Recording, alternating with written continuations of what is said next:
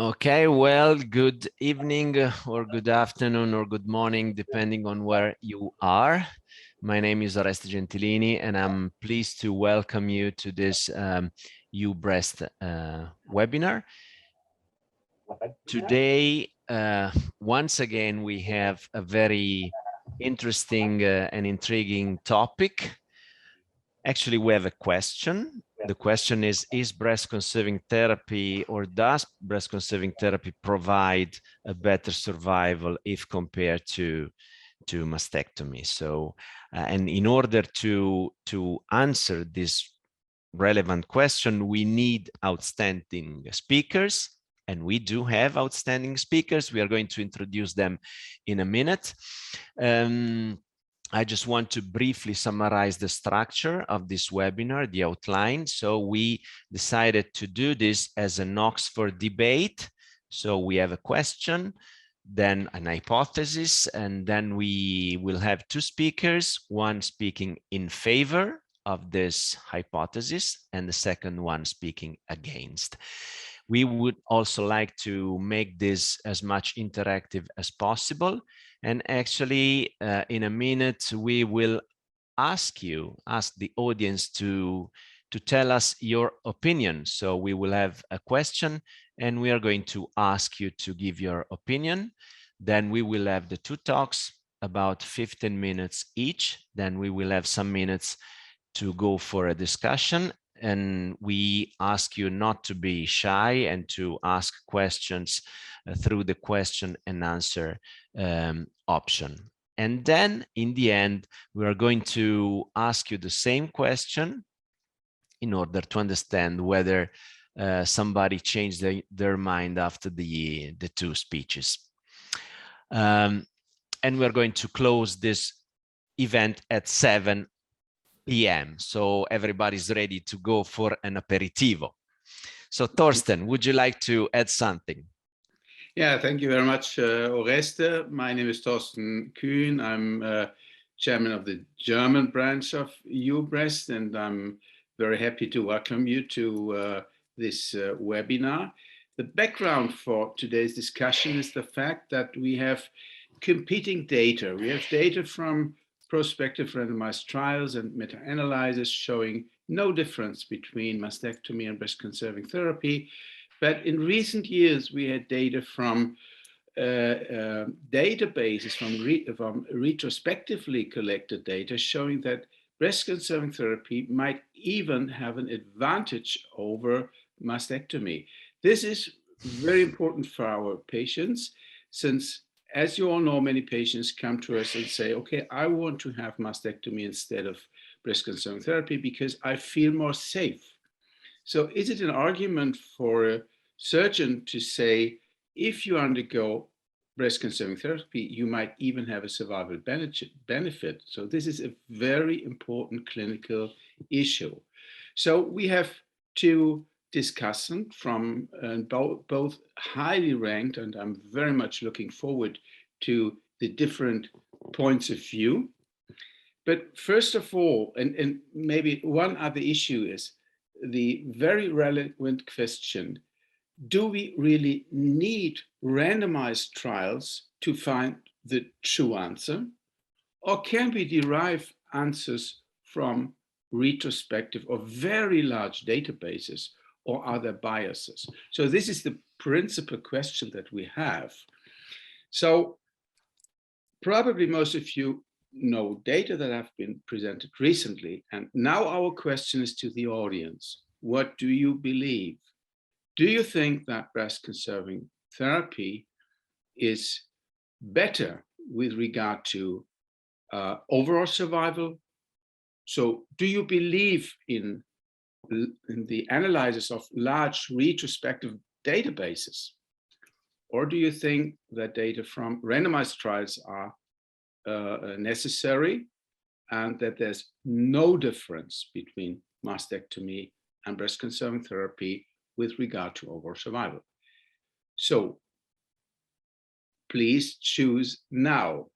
And I have to ask Julia, which button do we have to Good push? evening, everybody.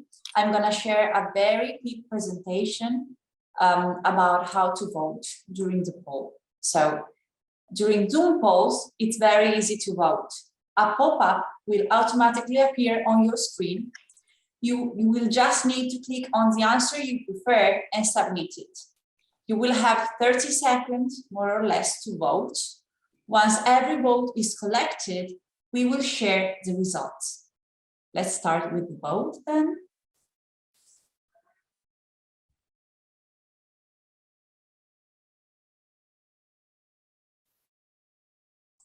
We are ready to vote. You should see the question on your screen now.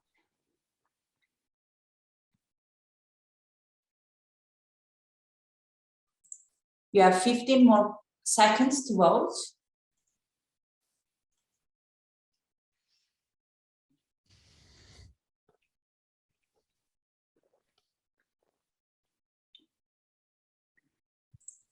Okay, I still see people voting, so I would take 5 more seconds and then I will show the results. Okay, I guess we are ready to go. All right. Great. So 68% of our audience believe that breast conserving therapy provides a survival benefit compared to mastectomy. Okay, so two-thirds of two-thirds the participants. So this is a very clear opinion. And now, well, we'll see. David, it's your job to convince. So we can start with the first talk. So it's my pleasure to introduce the first speaker, who is Jana de Boniface, who is an oncoplastic breast surgeon at St. Göran's Hospital in Stockholm, and she's also an associate professor at Karolinska Institute. Her main focus regarding clinical work, research, and training activities is on de-escalation of both breast and axillary surgery, and in fact, she is also a founding member of EUBREAST. So we are all very much looking forward to your presentation, Jana, please. Thank you so much, Oreste. Let's start by sharing the screen. Let's see. Okay. Can everybody see that? Yeah. Oh, good. So, sorry. I just need to stress now before I start talking. Thank you very much, first of all, for the invitation to this very exciting thing. I'm already a bit nervous for David, but of course, the first voting made me feel slightly more sure about my case. But let's just say that the question is, does breast conservation provide a survival benefit compared with mastectomy? So my task is to try and find causality and not just associations.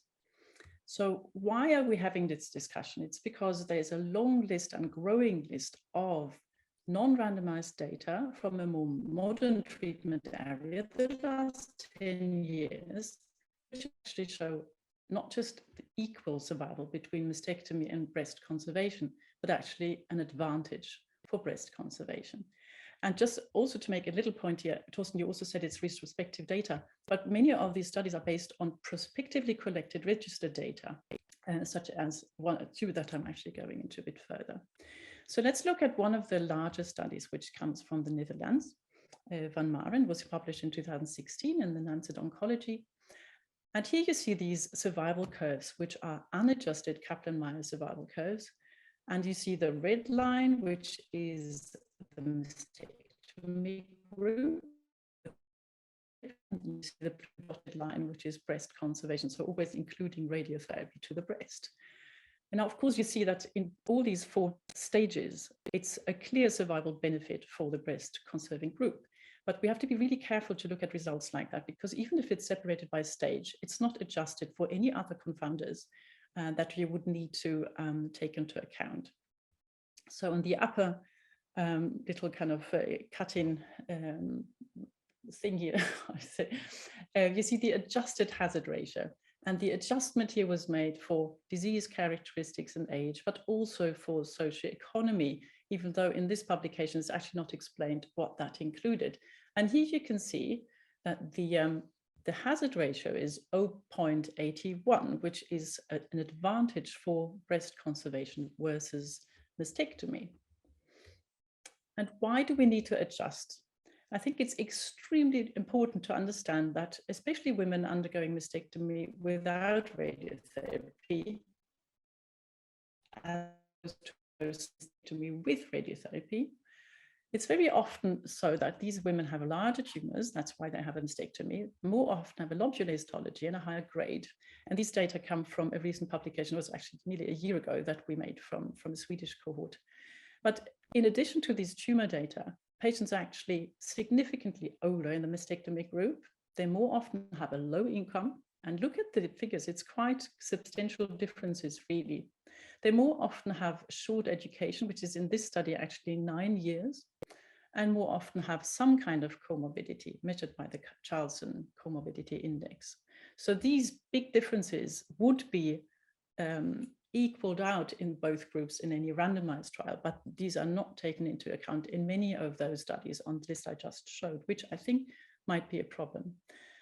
And apart from those confounders or differences here, we know that in the meeting between the surgeon and the patient, it's not only like comorbidities and disease characteristics or physical preconditions like breast size or BMI and things like that, but every single patient comes with an own set of wishes and preferences and beliefs and experiences, and each surgeon comes with own resources and preferences and own experiences too. And this, I think, is never measured in any of those studies. Fortunately, most of those factors we would not expect to have any impact on survival, but still they're there. So what we did in this study, which we published last year, was to try and to take into account all confounders that we could somehow get out of national registers. So here is one of the tables. I'll try to make my pointer work so I can show you the most important bits. Let's look at the red frame here on the right-hand side. This part of the table is overall survival. You see here it's said model 4. This means after stepwise adjustment, these hazard ratios are adjusted for age and year, region, all the tumor characteristics you see at the bottom, but also education, country of birth, income, and comorbidity. So this is as much as we could get. Now, this is the reference group, which is breast conservation. So this is what we compare with. And this is the group which is mastectomy without radiotherapy. And even though we have here adjusted for all those potential confounders, there's still a 79% relative over risk in comparison to the breast conservation group. And here in the lower part of the table, you see that nearly the same is true for breast cancer specific survival. So I will just wish to say that this is quite large differences. And I wonder whether that can be simply explained by missed confounders and selection bias. But of course, we all know that the main data come from randomized trials. I do not believe that there will ever be modern randomized trials between breast conservation and mastectomy. So let's go back to the main randomized trials from the 70s and 80s. The B06 from the US enrolled between 76 and 1984 and was quite daring at that time. It enrolled tumors up to 4 centimeters and allowed patients to be clinically node positive or node negative. Here there were three groups compared. One was total mastectomy without radiotherapy. The second was lumpectomy or segmental mastectomy with irradiation. And the third one, lumpectomy without irradiation. So 3 groups. All these patients had an axillary lymph node dissection, and there was no radiotherapy given to regional nodes, about 2,000 patients. The other trial is the Milan 1 trial by Berenice et al. In Italy, and the enrollment started slightly earlier, 73 to 1980, and it was slightly more careful or cautious. Tumors were up to 2 centimeters and patients had to be clinical node negative. And here, surgery was more extensive. The mastectomy group was, until they modified it throughout the trial later, was a hoisted mastectomy, which involves also removing the pectoral muscle. So quite an extensive operation, really, versus a quadrantectomy, which is not what we do today, really, in breast conservation. It's quite a large operation, too, and it includes, again, the excision of the minor pectoral muscle. Also here, axillary lymph node dissection was performed, including level 3, which is also not normal today. And from 1976 on, there was no radiotherapy to regional nodes. Before that, there was a different study going on. So 33 of these patients actually received regional radiotherapy, the others did not. And that's 700 patients overall. So let's just look through their results concerning survival. I've marked these, the most important bits now in red. So you see here the frame for overall survival. You see that the curves do separate after 5 years. That's the American trial, with an advantage for the breast conserving group, which are the triangles, the black ones here. And the p-value is nearly significant, but not quite. Now, this was criticized because not enough patients had reached 5-year follow-up. So, of course, the authors repeated this analysis after 8 years. And here you see that these differences between the survival curves actually starts to disappear, and it's not significant anymore at all. And then after 20 years, here you can actually see all 3 groups. The others were only 2 groups. Just overlap each other. So no difference in survival. That's what we actually lean against when we say that it's equal. Now let's look at the Italian trial. It's fantastic. In 1986, you see the quality of the print is quite different. The left figure here, that's overall survival again. And you see that dotted curve, that's the quadrantectomy, and the other one is Halsted. So here it's not significantly different, but you can see a separation, but not statistically. But then what the authors did was to separate patients into node positives and node negatives. So this one here is the node positive Halsted mastectomies, and this is a node positive quadrantectomies. And here there's a nearly statistically significant difference in overall survival after 8 years. And then after 20 years, you might have seen that figure many times before. You see that this is the smaller tumors and that's the slightly larger tumors, and curves are not exactly on each other possibly, but there's no difference between these 2 groups in terms of overall survival. So now what I really believe is what we have to remember when we look at randomized trials are 2 things. One is a randomization takes place at the time of inclusion. Now with follow-up, the longer you perform your follow-up, the more additional confounders and competing risks are going to be added to those 2 groups. So the longer the time goes, the less randomized your groups are. So I would seriously doubt whether after 20 years, those groups are still equally distributed in terms of other confounders, such as comorbidity. The second one is that there's not only surgery is different in these randomized groups, but it's also radiotherapy. As we have seen, they didn't even add regional radiotherapy. So we have quite clean groups, really. And what did radiotherapy do in that time? We're talking about the 70s and 80s. Now, this is an interesting publication from the Lancet Oncology in 2005, which looks at exactly that type of question. Now, I'll take you to this very beautiful, I think, figure. You see here that this group did not, it's all breast cancer patients, this group did not receive any radiotherapy. This group here received radiotherapy to the breast. And here you see that this group is what we're interested in. These are patients diagnosed between 1973 and 82. And with each row here, you have an increased length of follow-up.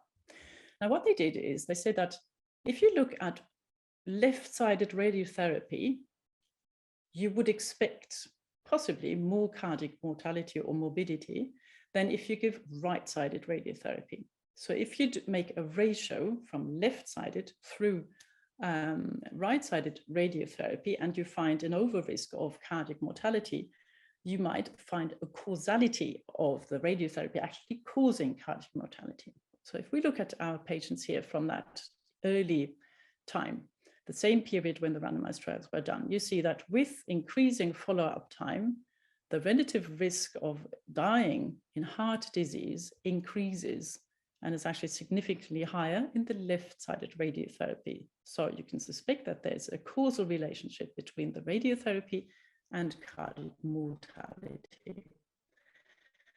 This was done for lung cancer, and here you see they looked at the ipsilateral lung cancer, so lung cancer on the same side as where the radiotherapy was given, as opposed to lung cancer on the side where no radiotherapy was given. And even here, The side where the radiotherapy was given in those early times has a high risk of developing lung cancer, and with growing follow-up, the risk increases.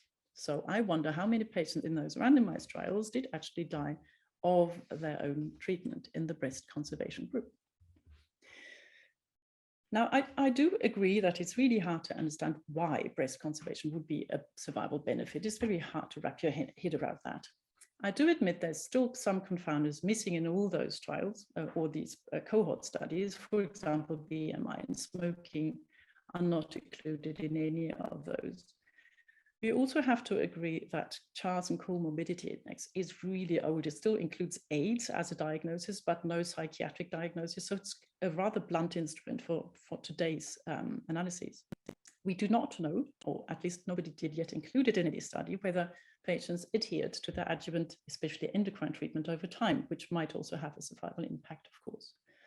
We do also know that the breast conservation arm, through their radiotherapy, has a protective effect of that radiotherapy also towards the axilla. But that protective effect, we know from other studies, for example, Westers, that it's not big enough to explain such a survival benefit. So I'll just throw at you a little hypothesis and show you some completely new, as yet unpublished data about complications. Do those probably worsen prognosis? Now, we know that any surgical intervention causes tissue trauma and a wound healing process, and that actually activates multiple pro-metastatic pathways. That's known from preclinical research. We also know that post-operative surgical complications enhance and prolong these same effects. In other cancers, complications are associated with worse oncological outcomes. That's for colorectal, gastric, head and neck, and lung cancer. In breast cancer, there's about 9 studies, some of which say that there's an association, and some of which cannot find an association. The problem is that these populations are very limited. Some just look at reconstructive patients, and also the exposures are very different. Some look at only reoperation for bleeding, but nothing else. Others look at only fever in the postoperative period, or only wound complications, which can be major or minor. So what we did now on our nearly same population from Sweden, again, that's prospectively collected data from a population-based register, it's nearly 60,000 patients with a follow-up of more than 6 years. We defined major surgical complications as either causing readmission and or reoperation within 30 days. That could be due to bleeding or infection or both. Now, if you look at the breast conserving surgery group, major surgical complications were experienced in 2.3%, in mastectomy without reconstruction at 4.3%, and in mastectomy plus reconstruction 7.3%. So that's a clear difference. When we then took overall survival as the primary outcome and adjusted survival outcomes for age and all the clinical data, treatment data, socioeconomy, and comorbidity, there was still a 32% over risk to die of any cause in case of complication. And the same was actually true for breast cancer specific survival. And when we looked at the specific interaction of outcome, so overall survival, with the type of surgery that had been performed, the association was residing in the group who had mastectomy without reconstruction and not in the breast conservation group. So this might possibly be an explanation why it is actually better to have your breast conserved. So in summary, I think I could show that breast conservation is associated, doesn't provide, but is associated with better survival and mastectomy in those modern cohort studies. We also know that breast conservation has equal survival rates as mastectomy in those key randomized trials, but there is a trend towards better survival in the earlier follow-up. Radiotherapy that was given in the 70s and 80s may have masked an overall benefit of breast conserving surgery. What we do know, and I think we all know that from clinical experience too, is that breast conservation leads to lower complication rates than mastectomy. And as complications are associated with worse survival, especially after mastectomy, I do think we have a biological rationale for a negative impact of more extensive surgery on the oncological outcome. So thank you for your attention. I hope I have convinced you a little bit, and let's hear what David has to say.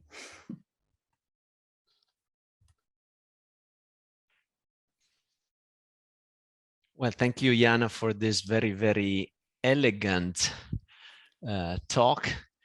There's a lot to discuss about.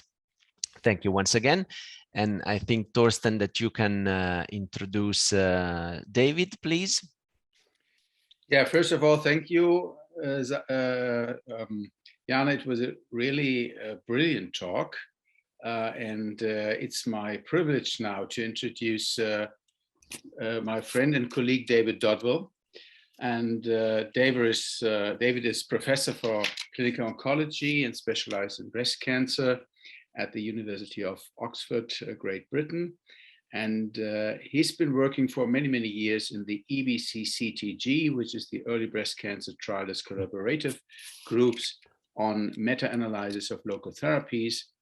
He's been involved in numerous clinical trials, national audits, and observational studies, educational initiatives, and we have a very beautiful collaboration with the ESTRO, the European Society of Radiation Oncology, where we have a interdisciplinary breast course, and I always admire his perfect presentations and his interpretation of clinical and scientific data.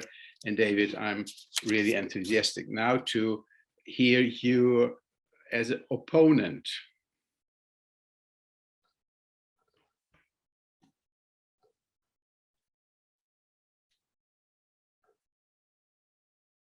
David, you're muted. Yes, hopefully you can hear me now. Yep. And you can see my slides. Perfect, David. Oh, what a relief. We've had a few technical issues, but happily they seem to be sorted out now. So I'm very grateful to the EU group, to the EUBREAST group, and to Torsten particularly, and Oresti for asking me to give this this counterpoint to Jana's eloquent presentation, which I will try to do. And I will try to persuade you that breast-conserving therapy does not provide a survival improvement. I am willing to accept that breast-conserving therapy is associated with an improvement in survival, but I will attempt to persuade you that that's related to selection rather than any intrinsic effect of different treatment. And I seem to be struggling to move the screen on, which is not helpful. Am I still screen sharing?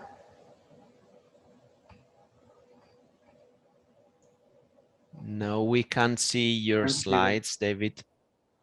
Okay. I'm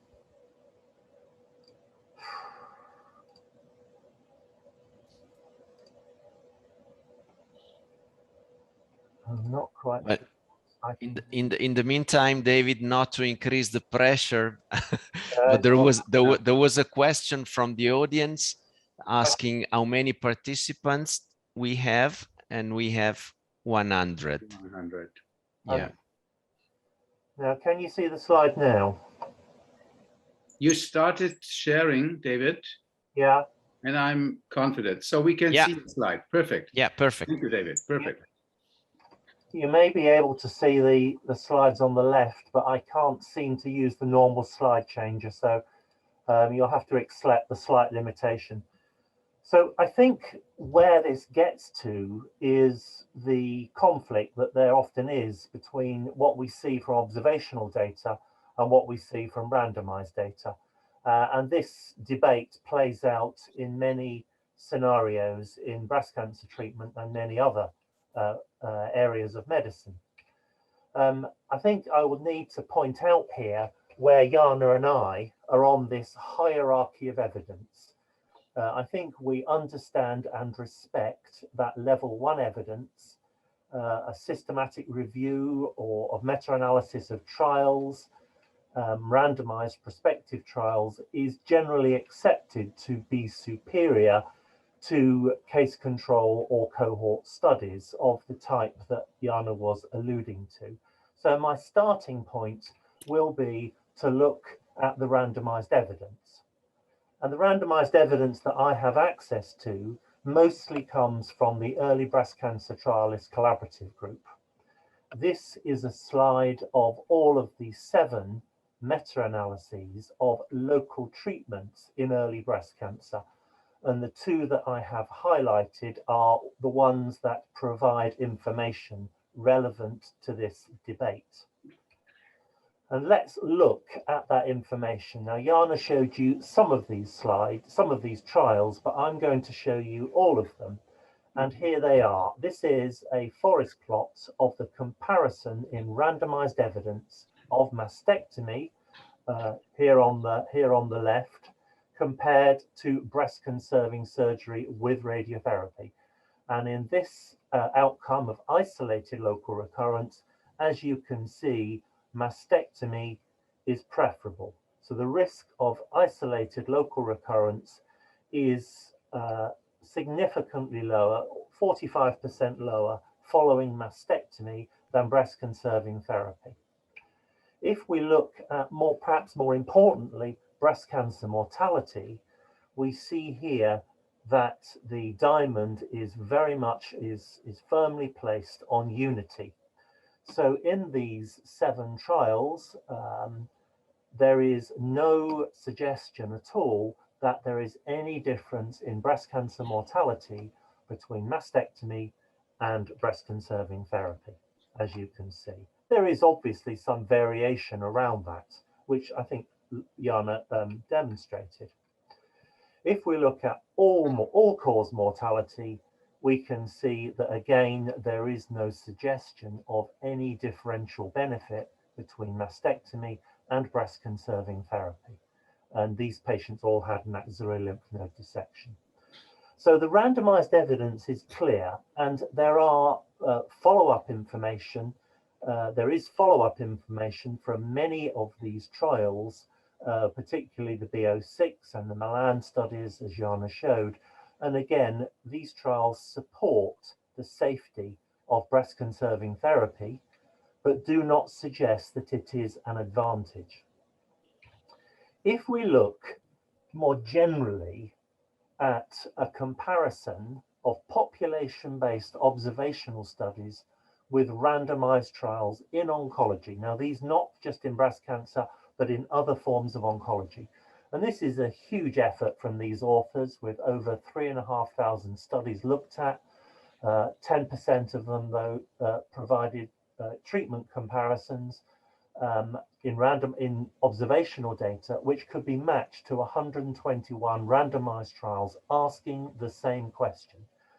And it's probably easier to look at this correlation on the left. And as you can see, anyone who I think tries confidently to draw a line through these dots has a better imagination than I do. There is no obvious and clear correlation in any useful way between the hazard ratios reported by the observational studies compared to those reported by randomized trials.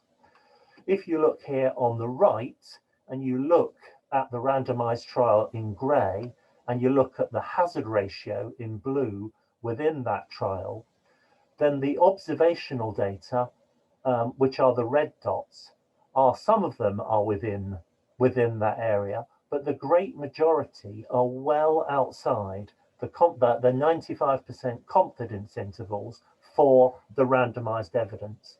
So looking at these data, you would need to be very wary about using observational data in oncology generally. And of course, there have been some classic examples of mistakes. And probably the most important is the controversy about hormone replacement therapy. There was a lot of observational data. Some of that came from Oxford in the form of the Million Women study. And most of that observational data suggested that HRT was protective for postmenopausal women for coronary heart disease, and the risk of dying or of developing coronary heart disease was lower in patients who were taking HRT. And many women were encouraged to take HRT on that basis. But when the biggest randomized trial, the Women's Health Initiative trial, was published, there was in fact an increase in coronary heart disease in those patients treated with hormone replacement therapy. And not only that, but very different effects according to the use of unopposed estrogens compared to combined progestogen and estrogen HRT was seen on the risk of breast cancer. So the consequences were that observational research understandably suffered a credibility crisis, and came in some circumstances to some degree of disrepute. This is work also demonstrating this problem, which has come out of Oxford, and my colleagues Paul McGale and others compared the effects of post-mastectomy radiotherapy within the Early Breast Cancer Trialist Collaborative Group using randomized data compared to data that was available in the American SEER database. And as you can see, there are some serious differences between these outcomes. And I will point out at this stage that the SEER data was adjusted for every possible confounder that was available. And if you look just at one example on all-cause mortality, you will see that SEER seems to suggest that radiotherapy is protective. Let me show you a summary of the conclusions that you would have derived if you had believed that SEER data was providing solid information on causality.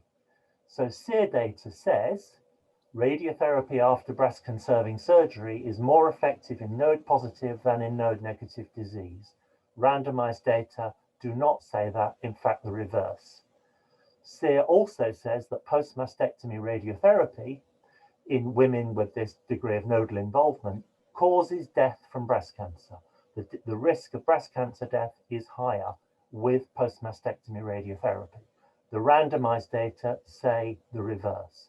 And you would also have to believe, if you believe that SEER was telling us information on causality, you would have to believe that radiotherapy prevented mortality from all causes except breast cancer, including heart disease and including deaths from accidents, violence, or suicide. And that's despite correction for all the things that you can correct for. So SEER data, the comparison here between SEER data and EBCTCG really confirms the concern that non-randomized comparisons are liable to provide misleading estimates of treatment effects and require justification every time that they are used.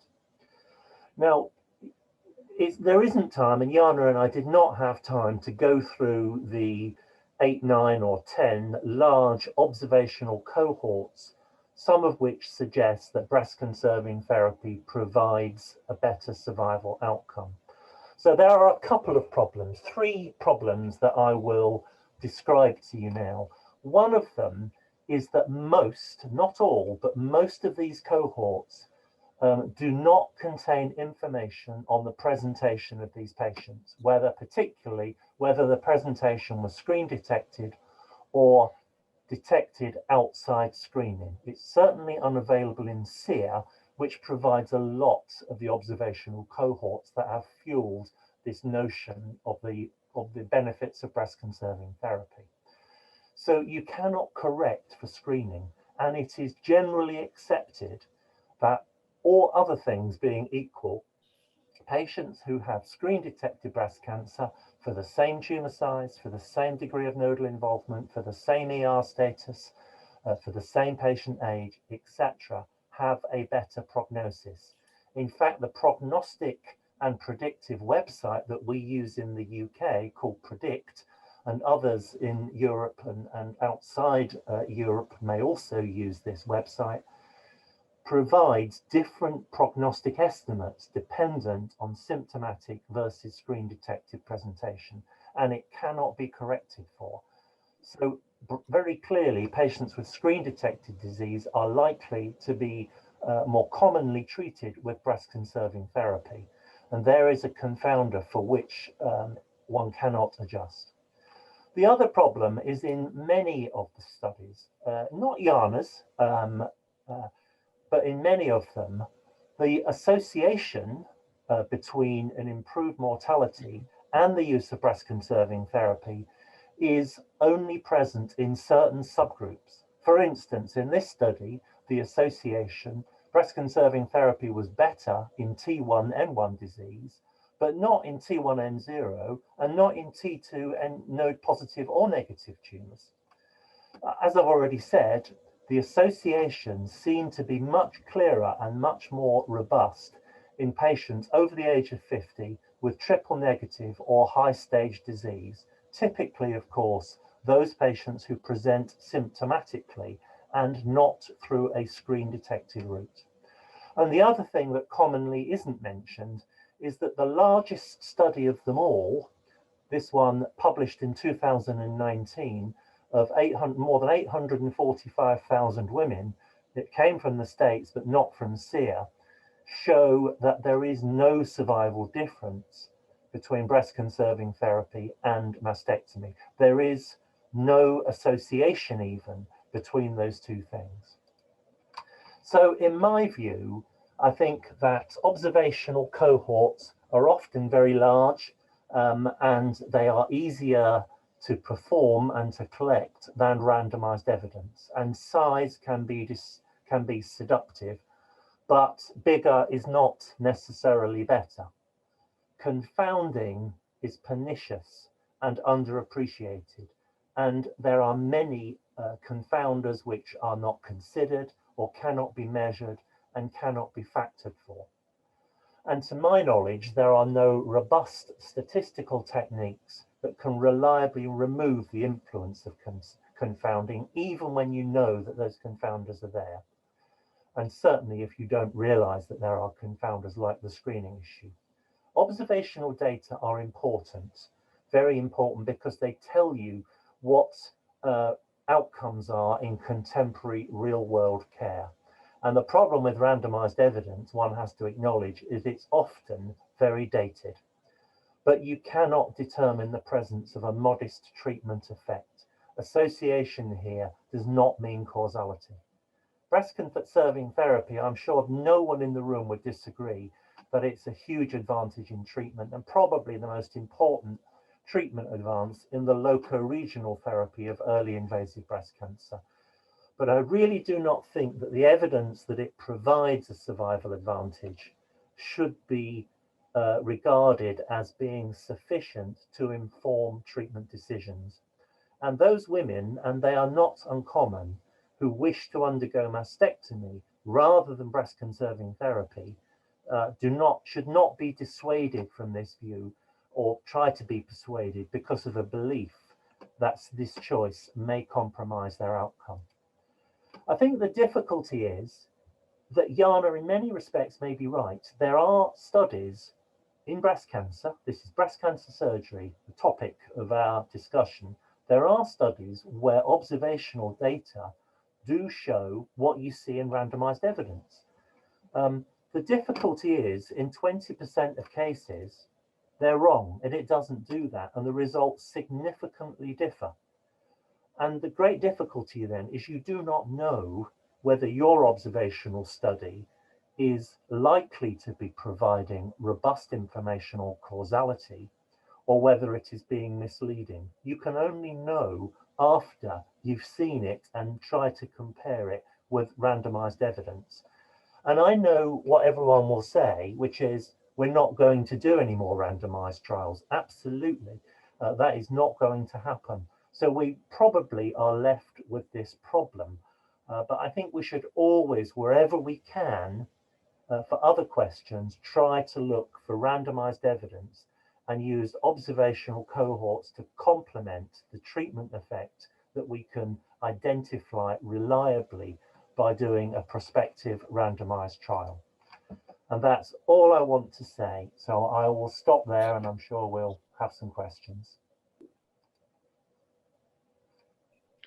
Okay, David, thank you very much. And as expected, another brilliant talk. So we had two brilliant talks from Jana as pro and David contra. So I ask Jana or Orestes, do you have any additional questions or any comments? Well, thank you, David, for, of course, a wonderful contra talk. And I completely agree with you that randomized data are, what we all want. And the thing about the observational studies, I think, is most of all is in this modern era where nobody will ever randomize between mastectomy and breast conservation ever again. I think that's as good as it gets. And probably I agree with your, the confounding business, and it's really, really hard to control for that. But randomized trials aren't ideal either, because while you have selection bias in observational trials or studies, you do also have selection bias into a randomized trial, because we all know that randomized trials do rarely reflect reality. The external validity of randomized trials is not perfect at all. So I do think they might need to complement each other. And by the way, the screening dictatic thing, I heard that comment before. We do have that in Swedish registers. So maybe one day I can come back to you and tell you more about that. I think I was careful, Jana, to say that you included the screening issue, but it's not available in the American data sets. I know, yeah. And I missed to include it, my fault. Yeah, I completely agree with you. The external generalizability of randomized evidence is often limited, and that's a big problem. Yeah. But we still have nothing else to reliably define a treatment effect. I completely agree, David. Yes, I do think, though, this point I made about the randomized trials being so very old. I mean, I only pointed out these differences in what radiotherapy was like at that time, and the type of tumors they included were not comparable either. But there's huge differences to what we have today in terms of detection, in terms of this was actually palpable detection in the Italian trial, but also in terms of chemotherapy. They didn't all receive chemotherapy on the same basis as we do today. So I have big problems with today using that type of data to prove the point for today's patients. Okay, well, oops, can I ask a question? Well, David, once again, thanks and congratulations on your brilliant and enlightening talk. You talked about the results of the milestone randomized trials, which showed that mortality was not different between the two groups, mastectomy and breast conserving therapy, but there was a significant difference in terms of local relapse favoring mastectomy. But what we know now is that the figures of that time are not the figures that we see today. So would it be possible that the reduction of local relapse in the breast conserving therapy group would translate in a better survival? I would like you to speculate on this. Obviously, it's an absurd question, but so I think it's a great question, Oreste. I wish you'd asked Jana it rather than me, but there we are. I completely agree with you that local recurrence within the breast has fallen, the risk has fallen dramatically over the last 20 or 30 years. And within breast recurrence is, in many units, really a rarity. It's something that is, I mean, for instance, if you look at the import trial, Charlotte Coles's import trial of partial breast radiotherapy, the risk of contralateral breast cancer was twice as high as the risk of a recurrence within the breast that was treated. I mean, nothing can be better than that. It's but the risk of local recurrence is probably now down to a level of the risk of a new primary occurring. So it's dramatically lower. So your suggestion is, because the risk of local regional recurrence is very much better, that will have a survival impact that will, because of the relationship between local recurrence and mortality, that will improve the long-term results of breast-conserving therapy. And you may be right. But of course, what would be said is that mastectomy is probably better as well. Surgical techniques have changed, axillary surgery has developed and improved. Maybe loco-regional radiotherapy is more effective and better too. So there's probably improvements going on that side as well, Oresti. And whether the effect on mortality is big enough to show a difference from the reduction of loco-regional recurrence in the breast-conserving therapy arm, I'm not sure. The effect is modest. So we're talking about a small effect on an already modest benefit. So I'm not sure whether you're right. I think it's an interesting hypothesis, which we can talk about until we all retire, and we won't know the answer. Thank you. I have a question to Jana.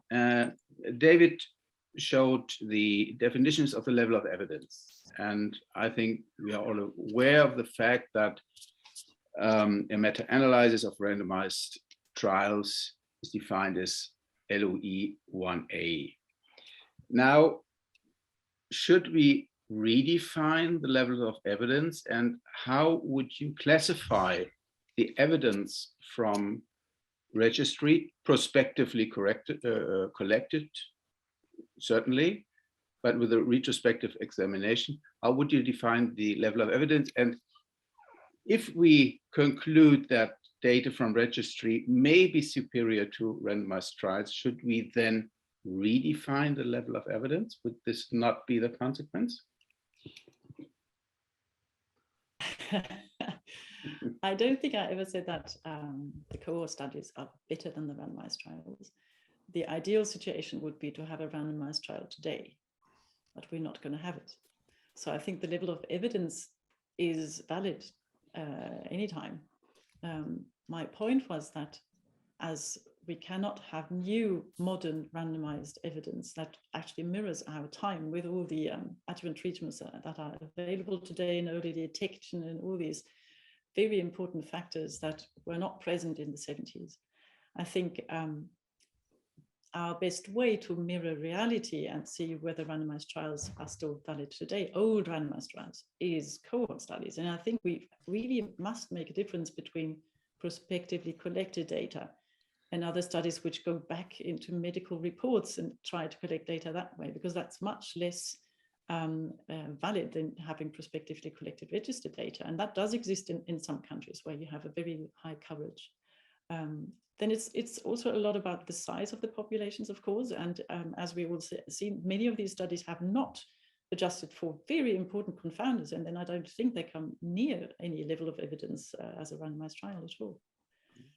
So even if you would adjust for every single confounder there is, you still have problems with selection bias. So you can only come near the truth. But if that is as good as it gets, I think that's quite a point. Torsten, there are some questions from the audience. Okay. Can we? I can see them in my chat, but then can you? Yeah, I can see them. Well, there's a first question asking about any suggestions on how to help our patients understanding the difference between an association and causality. Oh, I heard a fantastic talk by Professor or Dame Leslie Fallowfield from the UK just quite recently on how you explain science to patients. And the scary fact was that neither doctors nor patients actually had a proper understanding about on what kind of figures they were talking about. So I think that's it's really, really hard. But I think you could just say that a causality would mean that if I do this, the result is that. But while if you just have an association, then you talk about that group of patients, which is just randomly selected out of a big population, which seems to have better survival. To be honest, I never tell a patient that you will have a better survival if I spare your breast, ever. The only thing I say is it's still today, I still say it's at least not worse. And we haven't even talked about all the other advantages of breast conservation, which I wasn't allowed to talk about today. So I think I don't think we're there that we can just tell our patient that there's any causality. This was a very important statement, Jana. And Oreste, we are a little bit running out of time, but if there are important questions, we certainly still can discuss them. So if not, we still have to come back to our voting. And I would like to have two questions, really, if you allow. Because first of all, we have to repeat the first question. And the first question was, is breast-conserving therapy associated with a better survival compared to mastectomy? I think this was the question, was it? So yes, it is, and here it is. Exactly. So please re-vote.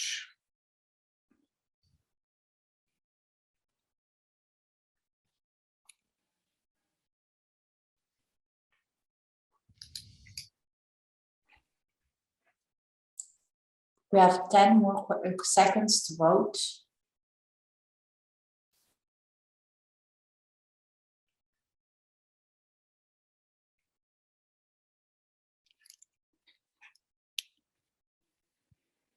I guess we are ready to share. About So the same. it's similar. Yeah. Yeah, about the same. About I the same. lost 2%.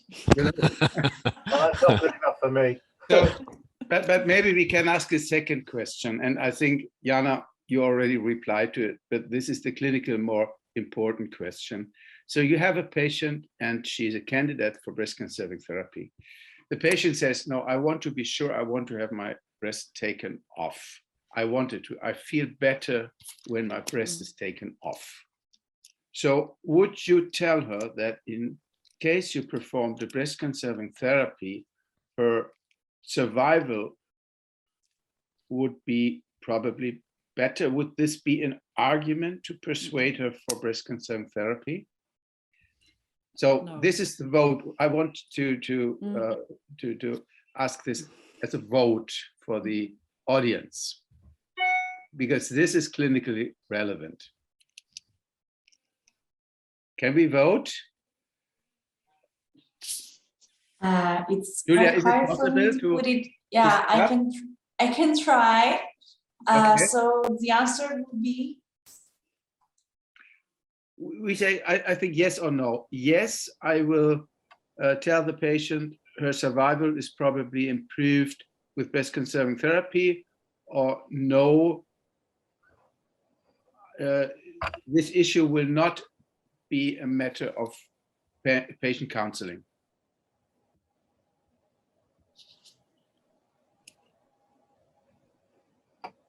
Can I say something, Carsten? Sure. Sure.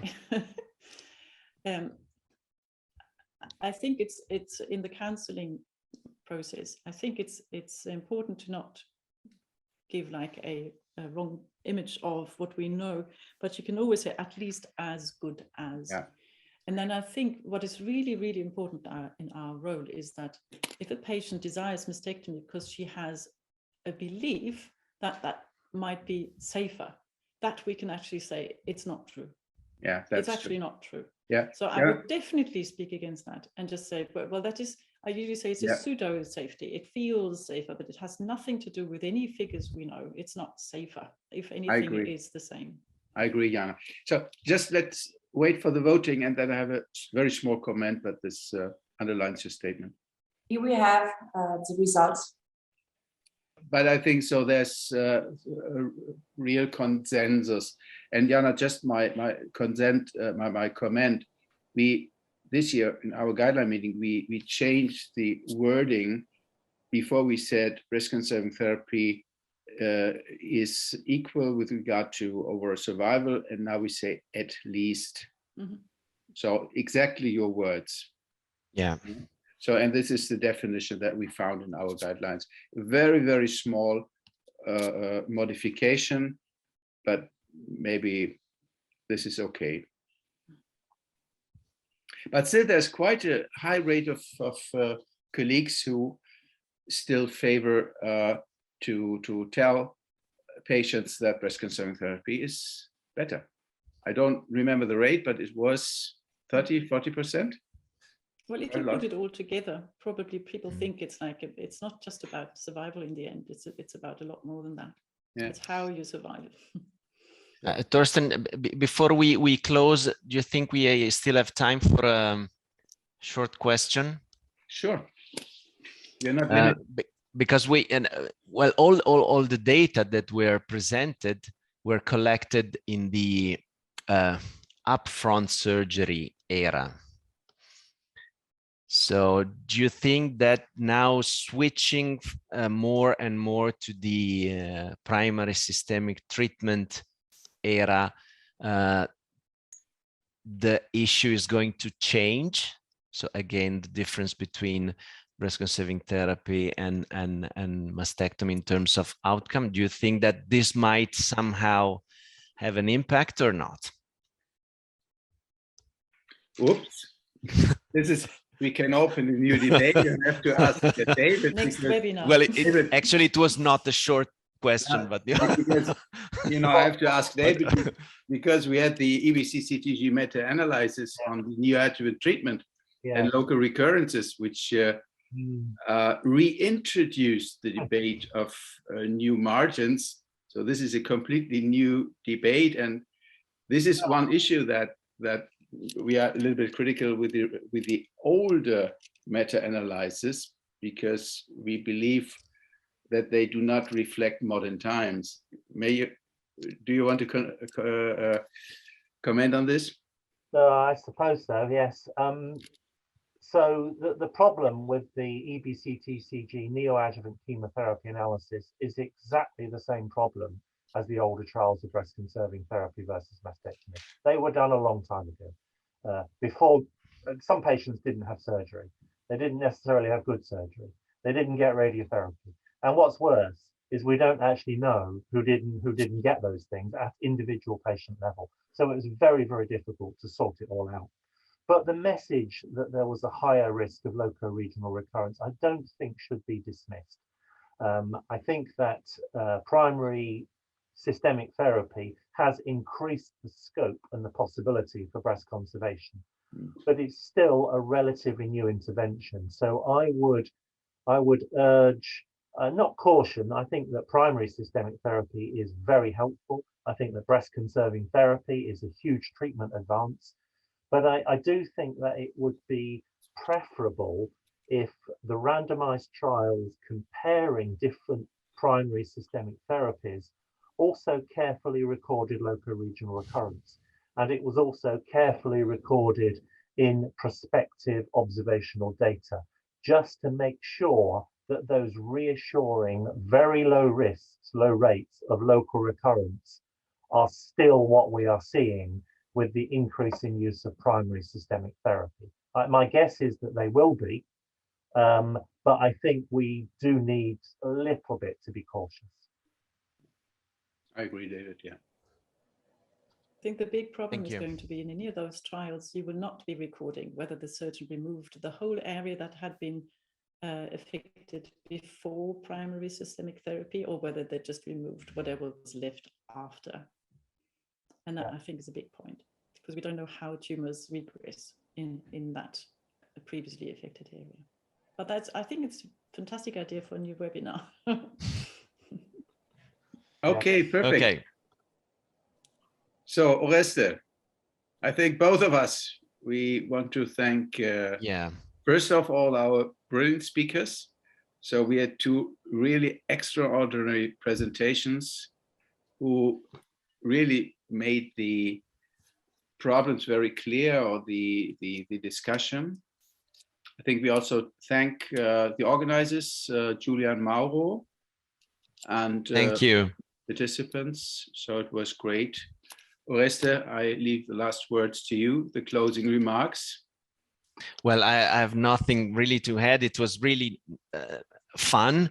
There were really outstanding and brilliant talks, and I would like to really thank Jana and David for being with us.